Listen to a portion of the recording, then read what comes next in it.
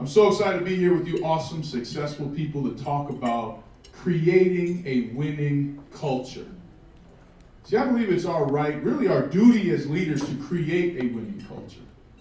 And the components we're going to talk about today are just 4 components that will create a winning culture. 1, your commitment to winning. 2, self-awareness. 3, engagement. And lastly, fun. I brought football here so we can have a little fun together, right? Because when you create a winning culture, you don't just make your businesses better, you make your life better. You empower your employees, and you empower the decisions that you make every day. And when you do that, you can change the world. So let's change the world.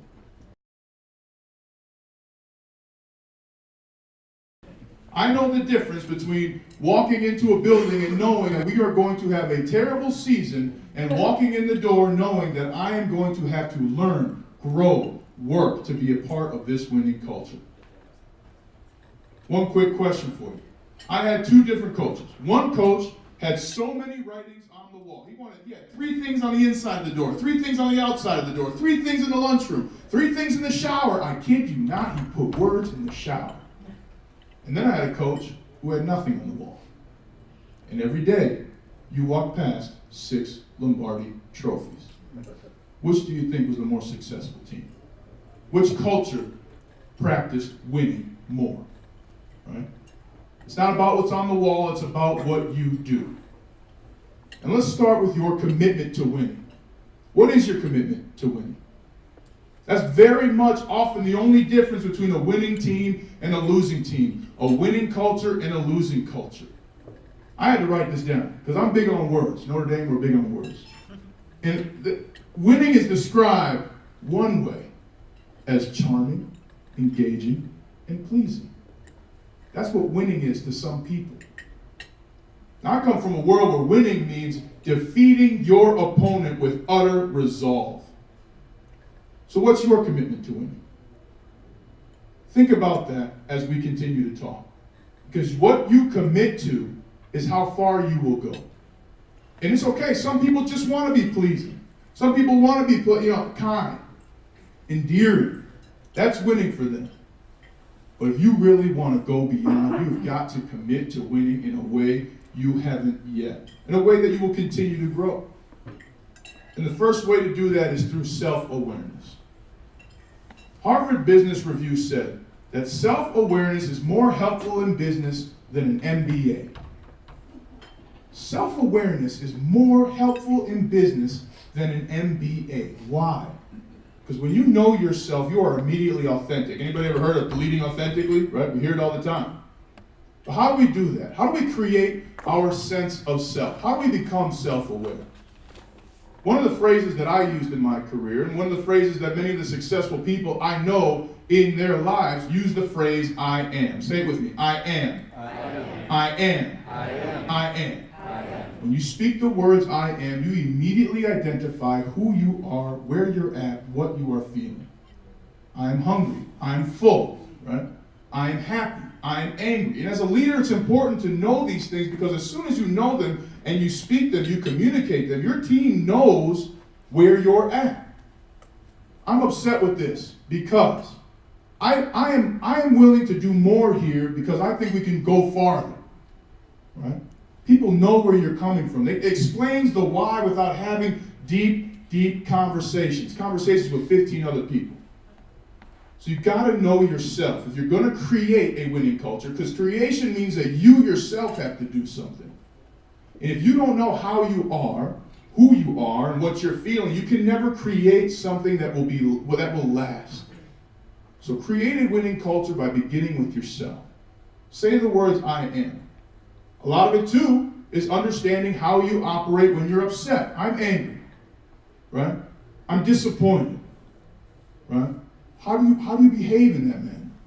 I had one coach who, when he was upset, he would scream and berate you as a human being. You're a terrible human being. I can't use the words right now because it was bad.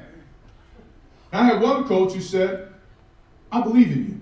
I believe you're better than that. And I'm willing to do X, Y, and Z to make sure that we can get you to a place where you can perform, where I know you can perform. That's a winning culture. Somebody who is able to dictate and speak what they're feeling, who they are themselves, and who the culture is that they're building. I am. The next thing we're going to talk about is engagement. And we're going to go a couple points here. Because engagement is huge, right? And it begins with smiling, engaging, and then a solution, right? So smile. You got to smile more. Every winning culture I was a part of smiled all the time. Why? Because you overcome all your worst days. Raise your hand if you ever had a really big problem that kept you up at night as an entrepreneur. Did you survive? Wow. Right? And look at now we're smiling already. And smiling is contagious. You know what? Here's a tool for you to make sure you have smiling in your office place. I call it bring back the high five. Watch this. Yeah. See, she can't smile, she got some food in her mouth. Bring back the high five. When I went to the Pittsburgh Steelers, like, Ryan, why the hell are you smiling all the time? Man, we got an opportunity today. We get to practice today. Right? We got an opportunity to get better. We get an opportunity to play with the Pittsburgh Steelers and put that decal on your helmet. Are you kidding me? How are you not smiling? Now, if you're going to sit in a meeting next to me after I say that, what's your attitude? If you're going to go to practice with me in sweltering heat with 30 pounds of gear on, where's your mentality at? Right? The ability to show a smile creates so much enthusiasm. It's unbelievable. Any problems people have or disagreements they may be thinking goes away because they immediately buy in. Bring back the high five. I challenge you to high five 5 people at work. We could high five 5 strangers, I don't care. But they will smile. And when people are enthusiastic, they want to win. Right? So smile. That's part of engagement. That's the biggest tool you can use to engage with those who are in your company. The next part is our actions. What actions do you take? Gary Kubiak. One day we walk in there early on, and he's in the steam room, sweating, right? He gets out of it. God, I hate the bleeping steam room. I said, Coach, why the hell would you? Why, if you don't like it, why are you going in there? He said, Ryan, where else are we going to talk? Right? He was willing to make himself uncomfortable to engage with his employees, to engage with his players. And sometimes as leaders, you must be uncomfortable. You must place yourself in uncomfortable situations to engage with those you are working with and leading. That creates a winning culture. If I were to come work for you, right, let's say I'm a secretary for you. You say, hi, this is Brian, my secretary. Right? That's a transactional relationship. But when you take action and when you go out on a limb as a leader, you create and build responsibilities. This is Ryan. He handles all of our communications in and out of the office. We couldn't do anything without him. Right? That's a completely different way to engage. But what do you do when you engage? Your greatest tool after smiling to engage is to be vulnerable. As a leader in the offensive line room, I was one of 3 guys who had started in an NFL football game the year we won the Super Bowl. And everything you go through in the NFL includes everything from getting groceries for the first time to handling money and handling people and their expectations of what you're going to do with money. And the one thing I had to do was engage with our younger players. They didn't know how to study. They didn't know how to watch film. One player, I told him, I said, hey man, you're making some mistakes on field, but we need you. Now, I had trouble making mistakes. And one of the ways I fixed it was by taking notes. And what do you know? The very next day, this kid is taking notes feverishly. Be vulnerable with your employees. Be vulnerable when you can. And the example you give, I guarantee you, will be the example you see. Hey, I had trouble making it on time. This is what I did. Hey, I had trouble XYZ. This is what I did. And you don't have to necessarily have them talk about where they're at, but you can just talk about your experience. And right away, you're building a relationship. Think about the people who have been vulnerable with you in their life. You're all entrepreneurs. Each and every one of you has had a mentor who has said something, who has put you on the right track, and that came from their vulnerability. So use yours. Be vulnerable to create those relationships that create a winning culture. I had another guy, he was absolutely ruining our season. But we needed him. We had nobody else. And some of you may be in that position right now. right? You got an employee who is absolutely driving you nuts and is probably the reason why you may not be having success. What did I do? I used vulnerability. I went to him, I said, man, I didn't even say you were struggling. I said, hey man, when I was in your shoes, I really had a lot going on. I was thinking about a lot of things. So I reached out and found a mental performance coach, and I'll tell you what, here's his phone number. I told him you're going to give him a call because you know what? We need you to win a championship. He called that man, stopped making mistakes for 4 games, and in those 4 games, we won our division, won the AFC, and won a world championship. I could have cussed him out. I could have told him he was terrible. I could have told him he was losing us an opportunity to win a championship. Instead, to create a winning culture, I became vulnerable with him. I didn't always have it figured out. And when people see you, they're going to think you have always had it figured out. But that's not the case, is it? No. You had bills, you had debt, you had issues, you had to grow personally. We don't talk about those things a lot because, especially as entrepreneurs, we're efficient, right? I am efficient. I am Ryan Harris. I am efficient. I'll tell you that right now. So I got 2 degrees at Notre Dame in 3.5 years. I do not like to waste my time. But we cannot allow our talents to prevent us from being vulnerable with the people we need to create a winning culture. So take action by being vulnerable with those around you. The last part of engagement is begin with the solution. When you work at the Pittsburgh Steelers, you walk by 6 Lombardi trophies every day. There is one solution to every problem we have: winning a championship. And if any of you are in tech, you know the best technology provides a solution. Uber. How many of us waited for a taxi for 35 minutes to call them back and say, oh, the taxi's not coming, right? Uber provided a solution. What's the solution for your company? We talked about declaring what winning is. We talked about how to engage, but you have to also be prepared to give your employees a solution. Right? The only solution for this business is to get bought out. So here's what we're going to do. The only solution for us is to be number 1 in this field. The solution we need right now is to be the best customer service group. That gives everyone perspective. Right? And when I went to the Pittsburgh Steelers, and they had a terrible, I'm telling you, just brutally hot, long practices, 2 hours, 50 minutes. Andy Reid, even worse at Kansas City Chiefs, he made you go 18 plays in a row. I don't know if you've been to St. Joseph, Missouri, but that place is hot in the summer, right? But he always reminded us of the solution. You score a touchdown, you get off the field. We win the Super Bowl, all this work is going to be worth it. What's the solution you're giving to your employees? What's the solution in your culture? And how can you use that to engage with people when morale is low, when you maybe missed on an event, or maybe you missed on a client? What's the solution you can provide? That's your job, that's your role as a leader to do. Real quick, I'm going to treat you like world champions. When I say stand up and shake it out, I want you to stand up, move your shoulders, move your hips. We did this to win Super Bowl 50, and it works. Ready? Stand up and shake it out. Ooh, let that lunch wiggle down. Sit on down, sit on down. How's that engagement? Right? Engage.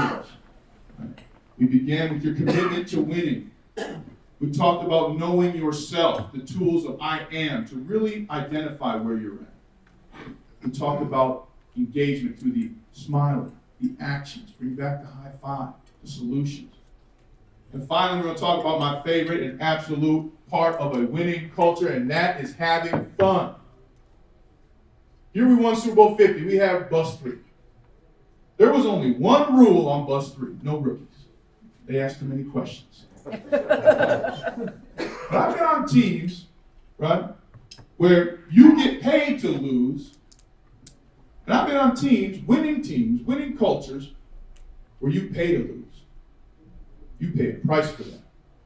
But the one thing a winning culture always has is fun. Right? After that game, whether win or lose, we were on bus 3, we were laughing. Whatever your relaxation tactic was, you were free to do that. When you have fun with each other, you build bonds that are impervious to failure, that are impervious to pain. So we would do that. We would have fun. We would sing. We would laugh, even after a loss. And our coaches were up front. But they knew, and you all know as well, sometimes it is hard work just to lose. You put in a lot of work. There is a Hall of Fame quarterback that I played with who is the absolute worst singer you have ever heard in your life. And I know that because he would sing after every game we won those same lame country songs. I'm talking about old country songs. And the more beers that he drank, the worse he got. And it was bad to begin with. What do you do to have fun? What do you sound like when you're having fun? You know, we talked about how creating a winning culture begins with you. How do you yourself begin to have fun? What do you like to do? What makes you smile when no one's around? It's easy to forget about these things too when you're working hard, right? Whether it be for a world championship and #1 business, or to get the funding, or to pass a Series A. It's hard work. I get it, but you have to have fun. Your employees have to have fun, right? Because you got to be there every day. You want your employees to have fun. Right? Coach Kubiak every Saturday would have Saturday Slappies. Right? We would watch the fail videos, the best fail videos of the internet. He would dig up videos of coaches dancing at weddings. Okay?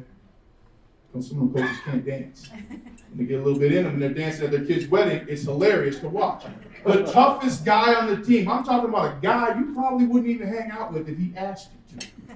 Right? You ever met those people like, hey, why don't you come hang out? You know what? Sorry, man. I'm a little busy. Man, dude, screaming his brains off on a roller coaster. Screaming. Another cat, rough and tough guy, tattoos, everything.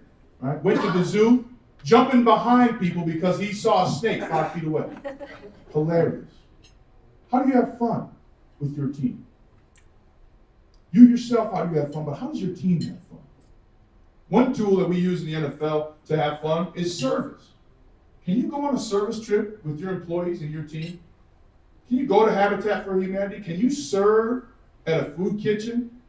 You think you got problems in the boardroom, then you go and you serve some homeless people. Those problems seem a little less daunting. Right? Do you have music? Right? What kind of songs do you play? What's the atmosphere you have? Do you have games you play? Make sure you are having fun. And to give you an example of one of the things that we did to have fun every day, I brought this football. We're going to play a game called ball. Right? We're going to test your willingness to win, your commitment to win. We're going to test your self-knowledge. We're going to engage with each other, and we're going to have some fun. So there's one rule. We would race. Never seen Peyton Manning run faster in my life because he thought he was going to miss this game. We're going to stand in a circle. You're going to pass the ball. You can only use one hand at a time. And if the ball is thrown below your waist, the person who hits it is out. If you use 2 hands, you're out. Okay? And there will be one winner standing. So let's get up. We're going to move some tables around. Let's engage real quick. And I'll come back and wrap this up.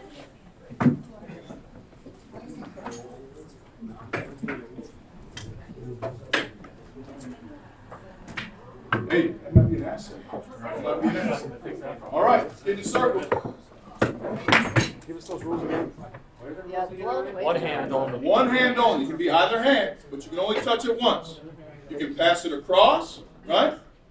Or, and if somebody, if I were to pass it, you don't want to go next to you right away. If I were to pass it here, but it goes to his feet, I'm out. Right? If I pass it, he hits it, and it doesn't go to anybody, he's out. So here we go. What if it hits his leg? What if it hits his leg? If it's below the waist, I mean, that's up for us to decide now. We're slapping. All right? We're slapping, we're not catching. Slap it, you can't catch it, you can't hold it, you can't throw it. You are tipping. Oh, it's slap or just tap it? So we're playing ball right now. You can't catch it? Can't catch it. Slap it. You have to slap. And if you hit the ground, you hit it and hits the ground, you're out. If you hit it to somebody else and it's below their waist, you're out. If somebody hits it and it doesn't go to anybody, they're out. There will be a winner. Can you carry it? Like, carry it? Well, it's up to the judges. I'm a judge. There's no man. We're all judges.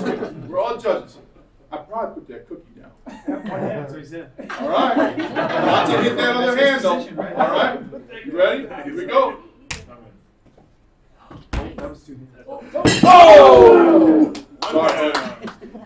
Who's out of that one? the reflexes. Here we go. There was a couple John of is Here we go. practice. Here we go. I touched it too. So. Who's up? Let's do it again. Go ahead. No, go ahead. We'll do it. That's a tie. You're both in. Oh! You're Oh out. no. There seems like some arms over there. Okay, here we go. Go ahead. Get it over there.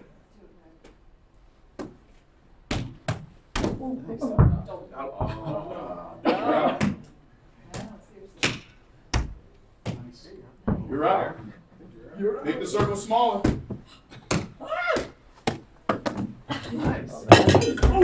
Are we supposed to dive? You're out. We can go. You want to help somebody now. You win. Make the circle smaller. And those of you standing there trying not to hit it, I can see you. Oh no. You're out. Circle smaller. Tighten up. You're out. Boy, circle smaller. There will be a winner. All right. There will be a winner. Oh, you saved him. You didn't have to do that. You didn't have to do that. No, he's not. No, he's not. Try to be a hero. You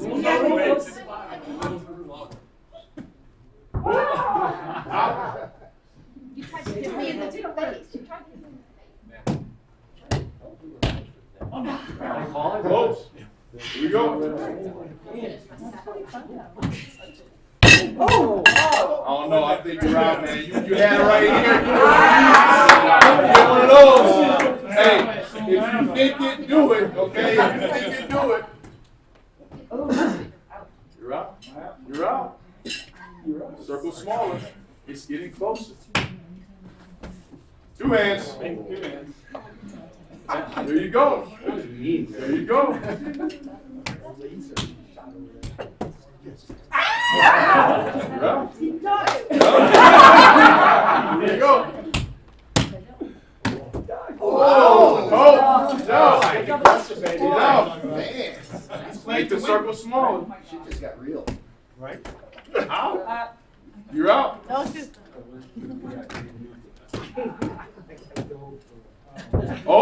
Oh, that's him. That's him. Here we go. Make the circle smaller. Out. Circle smaller. Let it go. Woo! Here we go. Thought this was supposed to be fun. It's fun for those winning.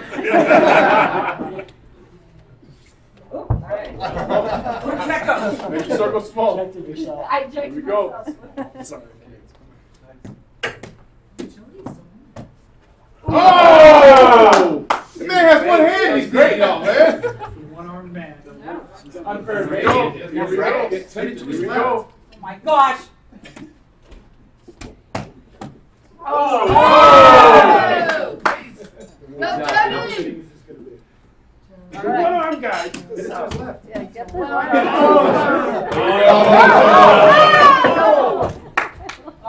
All right, here's the championship round. Championship round. Here we go. I love that vision. Wait, hold right on. there. She was committed, yeah. Oh, hold on. There you go. Yeah, got now. There you go. All right. It's getting real. And the winner. And the winner. There will be a winner. That's awesome. Let's slide this back out. Now look at that. You may not have noticed, but each and every one of you smiled. Even those who went out were interested in who was going to win. We just had fun. Some of you are still smiling, don't even know why. Right? Yeah, some of you want to do it again. Yeah. And we got an honorable mention for the one-armed man. Your name again? Jeff. Jeff. You know, and look at that. In just one fun experience, Jeff has an honorable mention. We have a winner. We have a champion who no doubt will not let you forget that the rest of the day. And now you guys have something to talk about always. The power of having fun. Create your winning culture by committing to winning. by knowing yourself, by engaging with those who you lead and who you need to win, and have fun doing it. Create that fun. Put up videos. Laugh at yourselves. Right? Bring in a comedian for a lunch or something. Comedy Works has plenty of unemployed comedians down there paying $50. You do those things and you can create a winning culture, not just at your company, not just in your business, but in your life. And when we do that, we can change the world. So let's change the world. Thank you so much. Thank you so